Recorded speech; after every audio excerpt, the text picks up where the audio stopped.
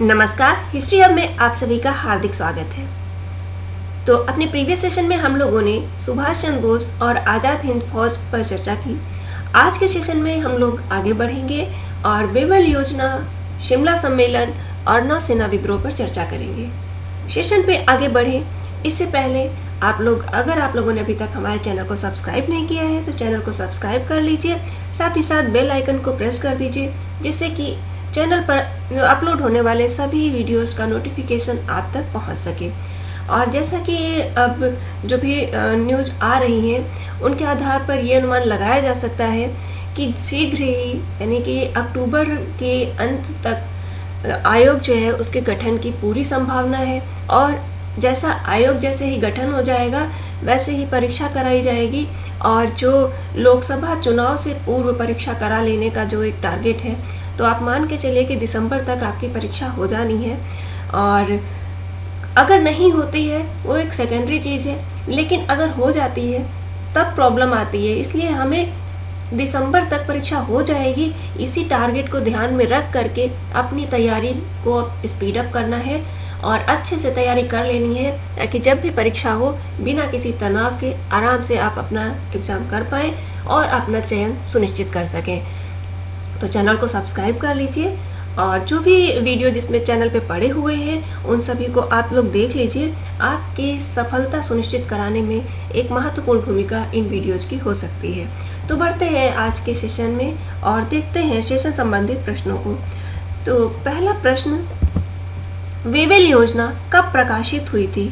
पूछा जा रहा है वेवेल योजना के प्रकाशन की तिथि, और ये मालूम है कि 1945 में प्रकाशित हुई थी। अब आपको डेट बतानी है, सभी जो डेट्स दी गई हैं वो 1945 की दी गई हैं। 14 जून है, 25 जून है, 14 जुलाई है या फिर 25 जुलाई है। तो कब प्रकाशित हुई थी ये पूछा जा रहा है। तो जो वेवेल योजना है ये प्रकाशित हुई थी 14 जून 1945 को। 14 जून 1945 को ये योजना प्रकाशित हुई थी, इसलिए इस प्रश्न का सही जवाब है 14 जून 1945, यानी ए विकल्प सही उत्तर है। नेक्स्ट देखते हैं। नेक्स्ट है, वेवेल योजना में प्रावधान थे। तो वेवेल योजना में क्या क्या प्रावधान थे? जो लॉर्ड वेवेल के अध्यक्ष या नेतृत्व में जो योजना बनी थी उसमें क्या क्या प्रावधान थे? तो पहला है केंद्र में कार्यकारिणी परिषद का गठन किया जाए। दूसरा है कार्यकारिणी में गवर्नर जनरल और कमांडर इन चीफ को छोड़कर समस्त पद भारतीयों के पास रहेंगे। तीसरा है मुस्लिम सदस्यों की संख्या सवर्ण हिंदुओं की संख्या के बराबर होगी। चौथा है गवर्नर जनरल को अधिकार होगा कि भारतीय मंत्रियों की राय को ठुकरा सके। अब क्या इसका सही उत्तर होगा? 1 और 2 है, 1 2 3 है, 2 3 4 है, या फिर 1 2 3 4 अर्थात कि सभी? तो क्या इस प्रश्न का सही जवाब है? तो पहले हम लोग को ये मालूम होना चाहिए कि इसमें क्या क्या प्रावधान थे। तो जहाँ तक वेवेल योजना के प्रावधान की बात की जाए तो इसका जो मुख्य प्रावधान था वो था केंद्र में एक कार्यकारिणी परिषद का गठन किया जाए। तो केंद्र में कार्यकारिणी परिषद का गठन किया जाए, तो ये प्रावधान के अंतर्गत शामिल था, तो इसको हम लोग मार्क करते हैं। और जो कार्यकारिणी परिषद गठित की जाएगी, ये जो कार्यकारिणी परिषद होगी ये अंतरिम सरकार या अस्थायी सरकार के रूप में कार्य करेगी। तो ये पहला प्रावधान था। अब इसके बाद में इसके सदस्यों की बात अगर करें तो इसमें ये प्रावधान रखा गया था कि कार्यकारिणी में गवर्नर जनरल और कमांडर इन चीफ को छोड़कर समस्त पद भारतीयों के पास रहेंगे। ये भी प्रावधान के अंतर्गत था कि जो कार्यकारिणी परिषद का गठन किया जाएगा जो कि अंतरिम सरकार की तरह से कार्य करेगी, उस अंतरिम सरकार में जो गवर्नर जनरल है और कमांडर इन चीफ है, इनको छोड़ करके जितने भी पद होंगे वो भारतीयों के पास ही होंगे। तो दूसरा प्रावधान भी सही है। तीसरा प्रावधान देख लेते हैं, मुस्लिम सदस्यों की संख्या सवर्ण हिंदुओं की संख्या के बराबर होगी। तो ये वाला प्रावधान भी बिल्कुल सही है कि इसमें ये प्रावधान किया गया था कि जो भी मुस्लिम सदस्य हैं उनकी संख्या जो है वो हिंदुओं की संख्या के बराबर नहीं होगी, सवर्ण हिंदू। इस बात का ध्यान रखिएगा, अगर प्रश्न में सवर्ण नहीं दिया है, सिर्फ हिंदू दिया है, तो ये पॉइंट आपका गलत हो जाएगा। सवर्ण हिंदुओं की संख्या के बराबर होगी, ये प्रावधान था। तो तीसरा प्रावधान भी सही है। और चौथा जो प्रावधान है गवर्नर जनरल को अधिकार होगा कि वह भारतीय मंत्रियों की राय को ठुकरा सके। ये प्रावधान भी वेवेल योजना के अंतर्गत था। तो ये चारों ही प्रावधान वेवेल योजना के अंतर्गत थे और इस तरह से इस प्रश्न का सही जवाब हो जाता है डी 1 2 3 4। और आगे चल कर के इसी योजना पर विचार विमर्श करने के लिए एक सम्मेलन बुलाया जाता है शिमला में, जैसे शिमला सम्मेलन के नाम से जाना जाता है। और जो इसमें ये प्रावधान रखा गया था, जो तीसरा प्रावधान है कि मुस्लिम सदस्यों की संख्या सवर्ण हिंदुओं की संख्या के बराबर होगी। तो यहाँ तक तो ठीक है, लेकिन जो मुस्लिम लीग थी तो जिन्ना इस मांग पर अड़ गए थे कि जो भी मुस्लिम सदस्य होंगे उनकी नियुक्ति सिर्फ और सिर्फ या उनका चयन सिर्फ और सिर्फ मुस्लिम लीग करेगी। और इसी विवाद के चलते वेवेल योजना असफल भी हो गई थी।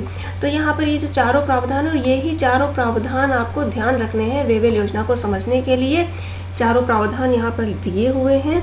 तो ये पूरी वेवेल योजना डिटेल में यहाँ पर आपसे डिस्कस कर ली गई है। नेक्स्ट देखते हैं। वेवेल योजना पर विचार विमर्श करने के लिए एक सम्मेलन बुलाया गया। वह स्थान है, अभी आपसे चर्चा की गई कि जो वेवेल योजना थी, तो इस वेवेल योजना में जो ये चारों प्रावधान थे, इन चारों प्रावधानों को इन प्रावधानों पर जो भी वेवेल योजना में प्रावधान थे उस पर विचार विमर्श करने के लिए एक सम्मेलन शिमला में बुलाया गया था। तो यहाँ पर पूछा गया वह स्थान, तो कौन सा है वह स्थान? वो स्थान है शिमला। शिमला में ही सम्मेलन बुलाया गया था। नेक्स्ट देखते हैं। शिमला सम्मेलन चला। तो आपसे पूछा जा रहा है कि शिमला सम्मेलन चला है, अर्थात आपसे ये पूछना चाह रहा है कि शिमला सम्मेलन कब से कब तक चला। तो कब से कब तक चला, ये जो डेट्स हैं ये 3 आपकी जुलाई की डेट्स हैं और 1 अगस्त की डेट है। आपको बताना है कब से कब तक चला। 25 जून से 14 जुलाई है, 14 जून से 14 जुलाई है, 14 जुलाई से 30 जुलाई है, या फिर 25 जुलाई से 5 अगस्त है। तो ये जो सम्मेलन है ये कब से कब तक चला, आपको ये बताना है। तो जो सम्मेलन चला था, शिमला सम्मेलन, ये चला था 25 जून से 14 जुलाई तक। तो देखिए 14 जून को वेवेल योजना प्रस्तुत की जाती है और वेवेल योजना के प्रावधान आते हैं। फिर उसी योजना के अंतर्गत ये भी रहता है कि सभी कांग्रेसी नेताओं को रिहा कर दिया जाएगा और शीघ्र ही एक सम्मेलन बुलाया जाएगा। तो वो सम्मेलन कहाँ बुलाया जाएगा? शिमला में। फिर ये सम्मेलन बुलाया जाता है और सम्मेलन कब से कब तक चलता है? 25 जून से 14 जुलाई तक। तो इस प्रश्न का सही जवाब है ए। नेक्स्ट देखते हैं। शिमला सम्मेलन में कितने राजनीतिक दलों ने भाग लिया? तो यहाँ पे पूछा जा रहा है कितने राजनीतिक दलों ने भाग लिया। देखिए तो आपको मालूम है कि कांग्रेस और लीग यानी कि मुस्लिम लीग, ये तो 2 महत्वपूर्ण दल थे ही, साथ ही साथ और अनेक दल थे भारत में, क्षेत्रीय दल थे। तो कितने दलों ने, कुल कितने दलों ने भाग लिया? 18 है, 19 है, 20 है या फिर 21। तो आपको ध्यान रखना है कि जो शिमला सम्मेलन हुआ था उसमें 21 दलों ने भाग लिया था। कुल 21 दलों ने भाग लिया था। और अगर बात करें तो कांग्रेस के जो इसमें प्रतिनिधि थे, तो कांग्रेस की तरफ से प्रतिनिधित्व किया था मौलाना आज़ाद ने। और मौलाना आज़ाद ने क्यों किया था? क्योंकि मौलाना आज़ाद ही उस समय भारतीय राष्ट्रीय कांग्रेस के अध्यक्ष थे। 1940 में कांग्रेस के अध्यक्ष बने थे और 1946 तक कोई अधिवेशन नहीं हुआ था कांग्रेस का। तो 1945 में शिमला सम्मेलन हो रहा, उस समय भी कांग्रेस के अध्यक्ष कौन थे? तो ये अध्यक्ष थे मौलाना आज़ाद और उन्होंने ही इसका प्रतिनिधित्व किया था कांग्रेस का। और लीग की तरफ से मोहम्मद अली जिन्ना ने प्रतिनिधित्व किया था। तो यहाँ पर इस प्रश्न का जो आपसे पूछा गया था कि कितने दलों ने भाग लिया था, तो कुल 21 दलों ने भाग लिया था। नेक्स्ट देखते हैं। शिमला सम्मेलन में कांग्रेस के प्रतिनिधिमंडल का नेतृत्व किया था, अभी आपसे चर्चा हो चुकी है किसने किया था। तो ये किया था मौलाना आज़ाद ने। इस प्रश्न का सही जवाब है बी, मौलाना आज़ाद। गांधी जी के बारे में भी थोड़ी सी बात कर लेते हैं। गांधी जी जिस समय शिमला सम्मेलन चल रहा था उस समय गांधी जी शिमला में ही थे। शिमला में रहते हुए भी गांधी जी शिमला सम्मेलन में शामिल नहीं हुए थे। अगर कभी भी ऑप्शन में ऐसे आ जाए कि शिमला सम्मेलन में निम्न नेता, कौन नेता शामिल नहीं हुआ था, अब उसमें गांधी हैं, नेहरू हैं, आज़ाद हैं और राजेंद्र प्रसाद हैं, ऐसे नाम अगर दिए हों तो आपको ये मालूम रखना है कि जो शामिल नहीं हुए थे, गांधी जी कतई शामिल नहीं हुए थे।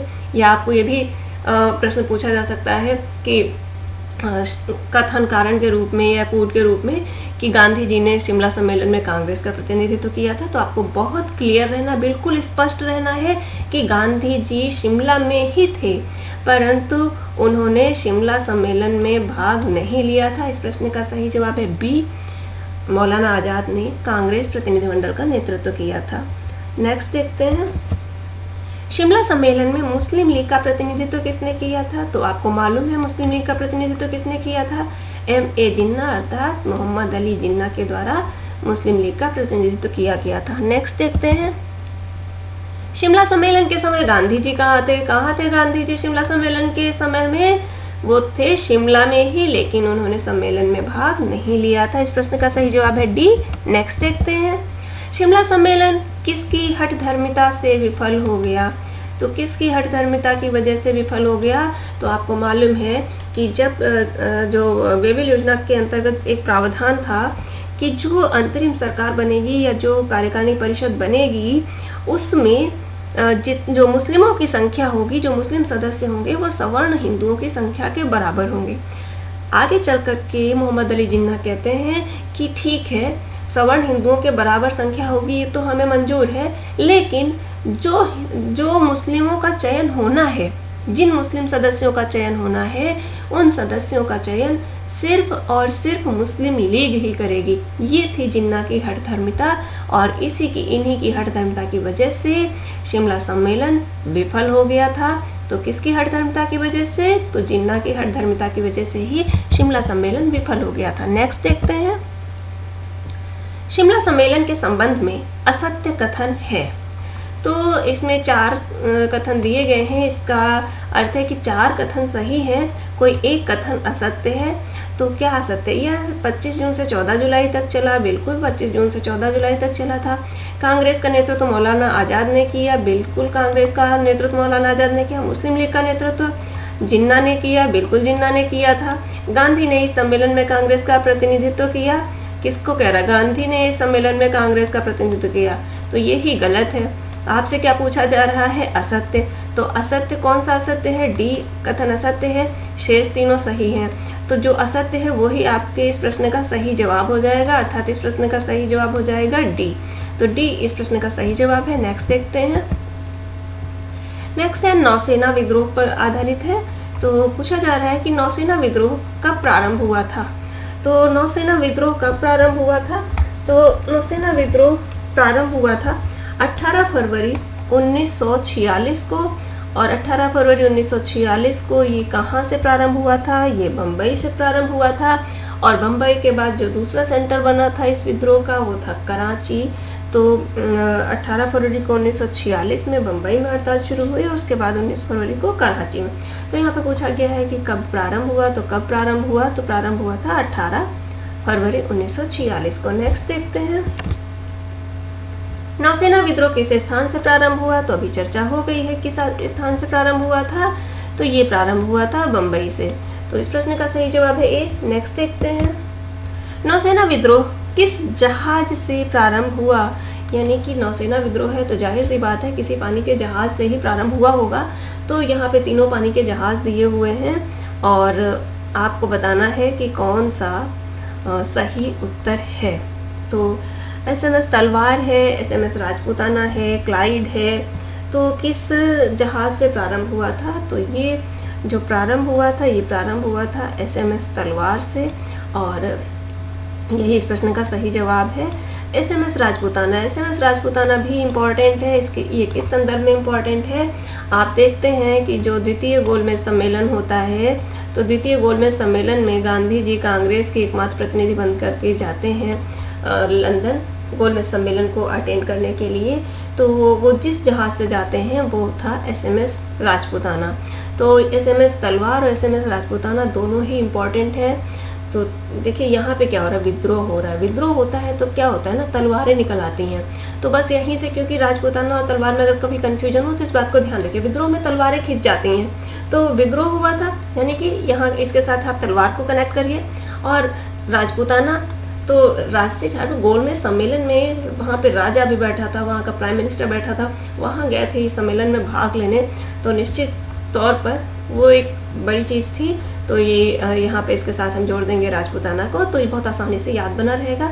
SMS तलवार जहाज से ही ये विद्रोह प्रारंभ हुआ था। इस प्रश्न का सही जवाब है ए। नेक्स्ट देखते हैं, किसने SMS तलवार नामक जहाज पर अंग्रेजों भारत छोड़ो लिख दिया था?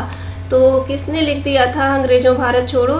तो अंग्रेजों भारत छोड़ो लिखने वाले थे BC दत्त या बटुकेश्वर दत्त। तो बटुकेश्वर दत्त द्वारा ही SMS तलवार नामक जहाज पर लिख दिया गया था अंग्रेजों भारत छोड़ो। नेक्स्ट देखते हैं, केंद्रीय हड़ताल समिति के अध्यक्ष कौन थे? जो ये हड़ताल हुई थी तो उसकी अध्यक्षता किसने की थी? किसकी अध्यक्षता में ये हड़ताल हुई थी? तो केंद्रीय हड़ताल समिति के अध्यक्ष थे MN खान। इस प्रश्न का सही जवाब है ए। MN खान ही केंद्रीय हड़ताल समिति के अध्यक्ष थे। नेक्स्ट देखते हैं, किन दो भारतीय नेताओं ने विद्रोहियों से बातचीत की थी? जिन्ना है, सरदार पटेल है, नेहरू है, गांधी है। तो किन दो नेताओं ने बातचीत की थी? तो ये आपको बताना है। तो इसमें जो बातचीत की थी वो एक थे जिन्ना और दूसरे थे सरदार पटेल। तो सरदार पटेल और जिन्ना, इन दोनों लोगों ने ही विद्रोहियों से बात की थी और इन दोनों के चलते ही विद्रोहियों ने सरेंडर कर दिया था। तो इस प्रश्न का सही जवाब हो जाएगा ए, 1 और 2। तो ए इस प्रश्न का सही जवाब है। नेक्स्ट देखते हैं, और यहाँ पर आकर के प्रश्न पूरे हो जा रहे हैं। जो संदर्भ आज उठाया गया, वेवेल योजना, शिमला सम्मेलन और नौसेना विद्रोह। जो ये डेट्स मैच करने को आ जाती हैं एग्जाम में, तो आप लोगों को बहुत ध्यान रखना है। और अक्सर आपका वेवेल योजना और शिमला सम्मेलन जब ये आता है तो कन्फ्यूजन हो जाता है कि दोनों ही घटनाएं 1945 की हैं, तो हम किसे पहले रखें किसे बाद में रखें। तो और दोनों ही देखिए जून माह की ही घटनाएं हैं। तो आपको ये ध्यान रखना है कि पहले कोई योजना बनती है, फिर उस पर विचार विमर्श होता है। तो पहले क्या होगा, योजना बनी होगी ना, तो पहले वेवेल योजना और उसके बाद में शिमला सम्मेलन, और उसी के साथ में ये 1946 की घटना दी रहती है। तो आप लोगों को जो भी घटनाएं हैं, जब आप सीक्वेंस लगाएं, मैच करने को आए, तो इस बात को बहुत अच्छे से ध्यान रखें कि उसके साथ में क्या संदर्भ जुड़ा है। अगर आप जल्दबाजी करेंगे तो प्रश्न गलत होने की संभावना है। अगर आपने जरा सा संदर्भ को रिकॉल किया तो आपका प्रश्न 100% सही हो जाएगा। और थोड़ा सा ही बस आप ध्यान रखेंगे, आप अपनी सफलता सुनिश्चित कर लेंगे। तो मिलते हैं अगले सेशन में कुछ अन्य महत्वपूर्ण प्रश्नों के साथ। और अगला जो संदर्भ होगा वो होगा कैबिनेट मिशन योजना। तो कैबिनेट मिशन योजना पर डिटेल में हम लोग चर्चा करेंगे अगले सेशन में। तो मिलते हैं अगले सेशन में, तब तक के लिए आप सभी को बहुत बहुत धन्यवाद।